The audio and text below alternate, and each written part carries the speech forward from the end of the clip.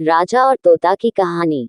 एक समय की बात है, किसी एक राज्य में हरिशंकर नाम का राजा राज करता था। उस राजा के 3 बेटे थे। उसकी ख्वाहिश थी कि वह उसका सबसे काबिल बेटा उसकी राजगद्दी संभाले, लेकिन वह इस बात लेकर संशय में था कि तीनों में से किसे वह अपना राजपाट सौंपे। एक दिन राजा को एक तरकीब सूझी।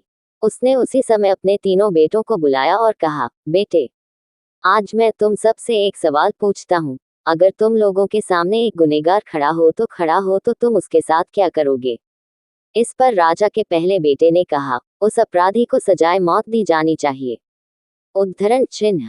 वहीं दूसरे बेटे ने कहा, गुनहगार को कालकोठरी में बांध देना चाहिए।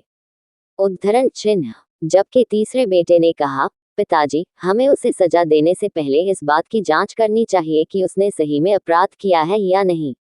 इस पर राजा के तीसरे बेटे ने सभी को एक कहानी सुनाई। एक राजा था जिसके पास एक बुद्धिमान तोता था।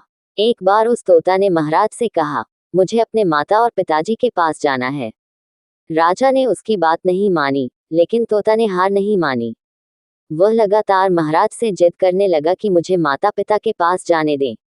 अंत में राजा ने तोता की बात मान ली और कहा, ठीक है, तुम अपने माता पिता से मिलकर आओ, लेकिन वहां ज्यादा दिन नहीं रुकना।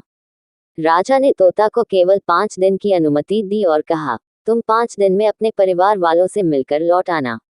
इसके बाद तोता 5 दिन के लिए अपने माता पिता के पास चला गया। छठे दिन जब वह राजा के पास लौट रहा था तो उसने सोचा कि क्यों न वह महाराज के लिए कुछ उपहार ले लिया जाए। फिर वह पर्वत की ओर निकल पड़ा। दरअसल वह महाराज के लिए अमृत फल लेना चाहता था। वहां पहुंचते पहुंचते रात हो गई।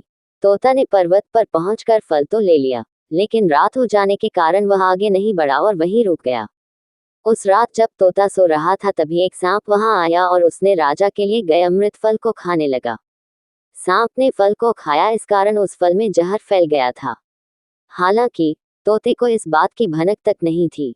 अगली सुबह जब वह जगा तो फल लेकर महल की ओर चल पड़ा। जब वह महल पहुंचा तो खुशी खुशी सीधे राजा के पास गया और कहा, महाराज, मैं आपके लिए यह अमृत फल लेकर आया हूँ। आप इसे खाएंगे तो सदा के लिए अमर हो जाएंगे। ये सुनकर राजा काफी प्रसन्न हुए। उन्होंने तुरंत उस अमृत फल को खाने के लिए मांगा। इस पर एक मंत्री ने कहा, जरा रोकिए महाराज, आप इस फल को बिना जांच किए कैसे खा सकते हैं? एक बार यह देख तो लीजिए कि तोता द्वारा लाया गया यह अमृत फल सही है या नहीं। राजा उस मंत्री की बात से सहमत हुआ और कहा कि तुरंत इस फल को एक कुत्ते को खिलाया जाए। राजा का आदेश पाकर सैनिक ने फल का एक टुकड़ा कुत्ते को खिलाया। फल खाते ही कुत्ते की मौत हो गई। ये देख राजा गुस्से से आग बबूला हो गया। उसने क्रोध में आकर तलवार से तोता के सिर को काट दिया, साथ ही फल को फेंकवा दिया। कुछ साल बाद ठीक उसी स्थान पर एक पौधा निकल आया। ये देख राजा को लगा कि यह उसी जहरीले फल का पौधा है। उसने सभी को आदेश दिया कि उस पेड़ का फल कोई नहीं खाएगा। कुछ दिन बाद एक वृद्ध व्यक्ति उस पेड़ के नीचे आराम करने के लिए रुका। उसे भूख भी काफी जोर से लगी थी। उसने उसी पेड़ से फल तोड़ा और खाने लगा। फल खाने के बाद वह बूढ़ा व्यक्ति एकदम से जवान हो गया। राज ने जब ये देखा तो वह आश्चर्यचकित रह गया। उसे समझ आ गया कि वह फल जहरीला नहीं था। उससे बहुत बड़ी गलती हो गई। उसने बिना सच्चाई जाने तोता को मार दिया। इसे लेकर उसे काफी पछतावा भी हुआ। इसके लिए वह मन ही मन खुद को कोसने लगा।